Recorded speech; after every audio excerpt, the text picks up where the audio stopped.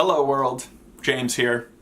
You have thousands of thoughts every single day, and they're coming from you, so they must be you, right?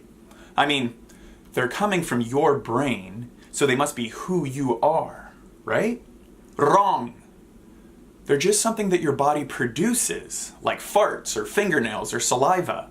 Just because they're yours doesn't mean that's who you are. Sam, lay down that intro.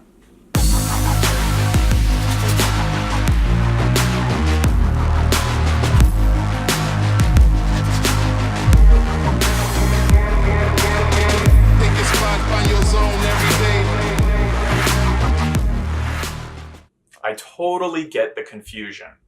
Perhaps you're thinking, but I've got that little voice in my head. That's how I talk to myself. I know that's who I am. And that little voice tells me my thoughts, so obviously those are me. I agree with you. Your voice does tell you those thoughts. But that doesn't mean that's who you are. But I can control my thoughts. Surely this proves that they're me. Well, can you always control them? A lot of times it feels more like they control you, right? And besides, you can also control your limbs and your breathing. Does that mean that you're your hands or your lungs? Please keep an open mind. Oftentimes people get so bogged down with their beliefs that they can't see any other way. But then some of these people start to have a shift and they take a few steps back. And from this new perspective, they see that reality is not always what it appears. And that old belief that they carried for so long evaporates, and their life is forever changed.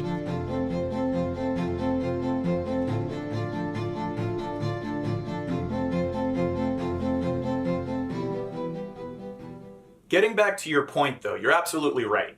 You can control your thoughts. And the reason why you have free will over your thoughts is because your brain is a computer. With a computer, you can tell it exactly what actions to execute.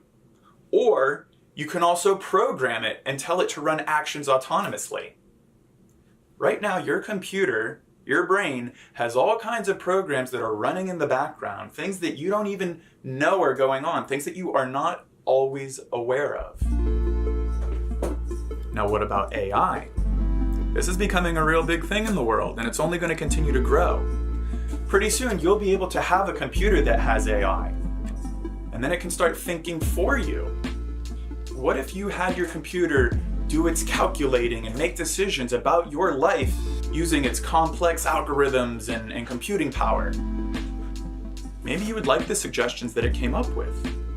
But just because you take its advice, that doesn't mean that's who you are.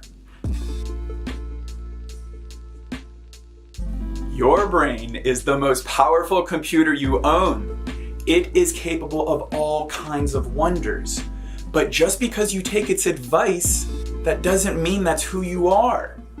All it is a bunch of programs that are running in the background, totally on autopilot. These programs were installed a long time ago by your family, your culture, your friends, your gender identity, your job, your teacher.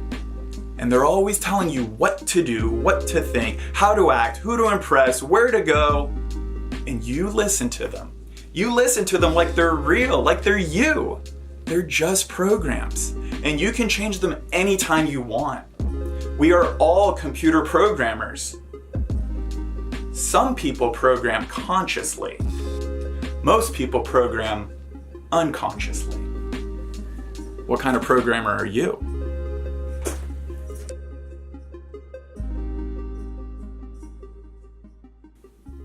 And that is the question, people. What type of programmer are you? For most of my life, and I mean damn near all of my life, I've been an unconscious programmer, letting other people and events and circumstances dictate what programs were coming inside, and therefore dictating how I would act and behave and think, and other people's ideas of success and accomplishment and fears and judgments. And what a terrible way to live, based on other people's programs. No more. I am now a conscious programmer. That doesn't mean that those old programs aren't still in there running in the background. A lot of them absolutely are. But I'm much more aware of it now, And I'm making a conscious effort to chip away at them, to supplant them, to replace them with new programs that I am consciously installing. Things that have me growing, things that have me stepping into my potential, things that have me becoming a better human being based on what I want, not other people. It feels really good. Tell me in the comments below, what old programs do you feel are really running your life? And what new programs do you want to consciously install instead? Thank you, as always, for sticking around all the way to the end. Your support is amazing. It is literally why I'm here. It's what I'm doing it for. So it is so much appreciated. And until the next time, love, bliss, and consciousness.